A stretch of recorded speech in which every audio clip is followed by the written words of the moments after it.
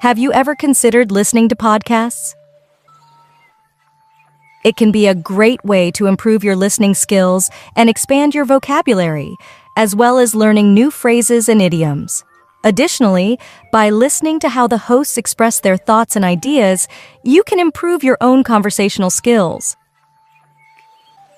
There are countless benefits to listening to podcasts, and it's a fun and engaging way to learn something new.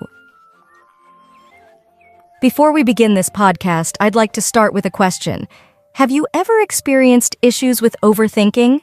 If so, how did you manage to overcome it? Please feel free to leave your comments below. Now, let's dive into our podcast. Hey Elena, it's been a while. How have you been doing? Hi Marco. I've been doing well. Thanks for asking. How about you? To be honest, I'm still struggling with my English learning. It's been a bit frustrating. I'm sorry to hear that. What seems to be the issue? It's hard to pinpoint one particular problem. I often find myself getting stuck when speaking, whether it's due to grammar or vocabulary issues. I can understand how that can be frustrating. Have you tried any new techniques or methods to help you improve your English skills? Yeah, I've been trying to watch more English shows and movies, and I've been practicing speaking with native speakers online. But it still feels like I have a long way to go. Let me help you out a bit. Do you remember the difference between on time and in time? Oh yeah, I studied that a while ago. But I still have trouble using it correctly when I speak English. I can understand why it might be tricky. But it's important to practice using the phrases in context. Otherwise, it's difficult to apply what you've learned. That makes sense. Do you have any tips for how to practice using on time and in time in the right situations? One way to practice is to come up with different scenarios and then use the phrases in a sentence. For example, I arrived at the airport on time for my flight, or I finished my work in time for the deadline. It may also be helpful to listen to how native speakers use these phrases in conversation. Can you help me to understand the difference between on time and in time?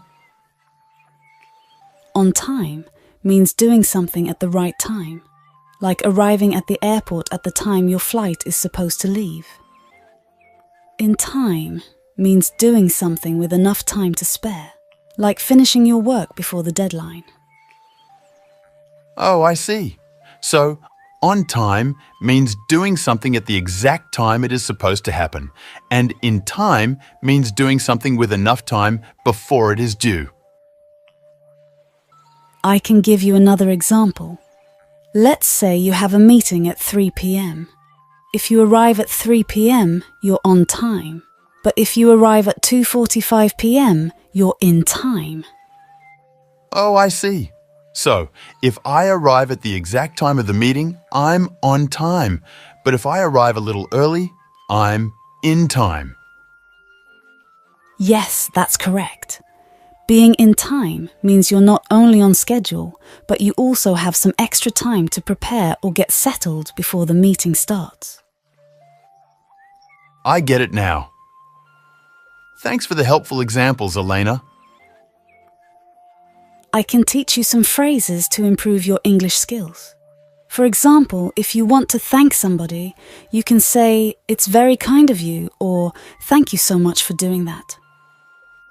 That's helpful. What if I couldn't hear the last part of a phrase? How can I ask the speaker to repeat it? Good question. You can politely ask, "I'm sorry, I didn't catch the last word. Could you please repeat that?" Now, let's start the podcast conversation. Hey Marco, how are you feeling today?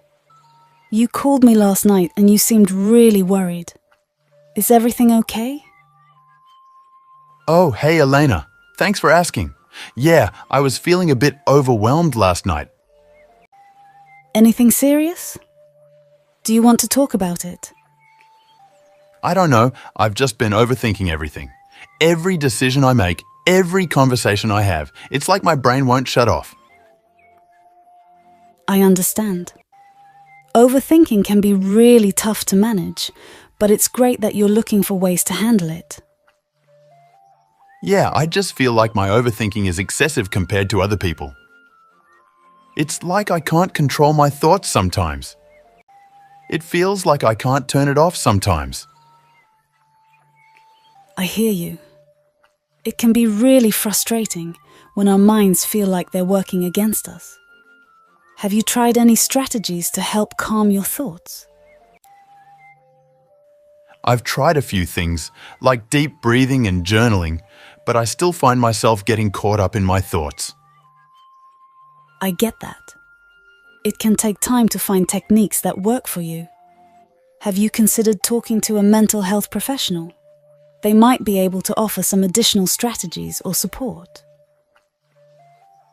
Thank you for understanding, Elena. To be honest, I'm more comfortable sharing my thoughts and feelings with my family. However, I'm a bit worried that they might get angry with me or think less of me if I open up to them.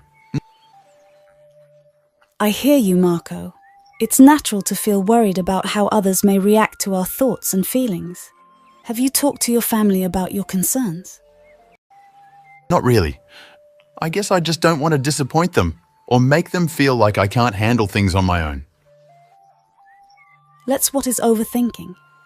Overthinking is when you spend too much time thinking about something and can't stop. It's like being stuck in your thoughts and worrying too much about a situation or problem. This can make you feel stressed, anxious, or overwhelmed. I've been feeling really down lately. All of my friends seem so happy and they're always posting pictures with their significant others. Meanwhile, I feel frustrated and sad about my own life. It's completely normal to feel that way, Marco. However, it's important to keep in mind that what we see on social media is often just a small part of people's lives. People usually only share the good moments and don't show the struggles and hardships they may be going through. So, even if it looks like everyone else is living their best life, there may be more going on behind the scenes that we're not aware of. I never thought about it that way. I guess people only post the things that make them look good. Exactly. And even if someone seems happy on social media, it doesn't mean they're happy all the time. Everyone goes through tough times, even if they don't show it online. That's a good point. I shouldn't compare my life to others based on what I see online. Exactly. It's important to focus on your own journey and not compare yourself to others. What makes you happy and fulfilled may be different from what makes someone else happy. You're right. I need to focus on my own life and what makes me happy, instead of worrying about what other people are doing. That's a great attitude to have, Marco. Remember, social media is just a highlight reel. It's not a reflection of real life. I keep thinking too much about my past mistakes, which is making me feel sad. I also worry a lot about what might happen in the future, and that makes me overthink things. Hey, Marco. I'm really sorry to hear that you're going through a tough time.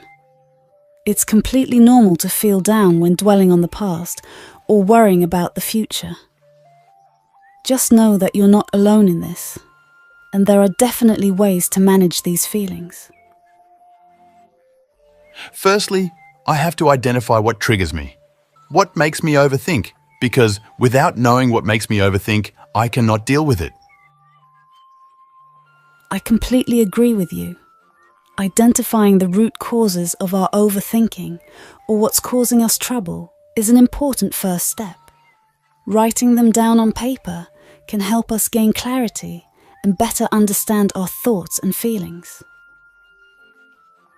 Yeah, that's a good idea. After identifying what triggers me, what's the next step?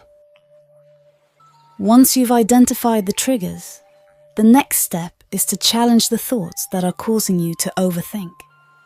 Ask yourself if the thoughts are rational and if they're helping you in any way. If not, try to reframe them in a more positive and constructive way. That's a good point. I think reframing my thoughts could be really helpful. It definitely can be. It takes practice, but it can help you break the cycle of overthinking and start to view things in a more balanced way. Thanks for the advice, Elena. I appreciate your support. Of course, anytime. Remember, it takes time and effort to overcome overthinking, but it's worth it. And if you ever need someone to talk to, I'm here for you. Thanks, Elena. That means a lot to me. If you found the video helpful, please hit the like button and subscribe to my channel.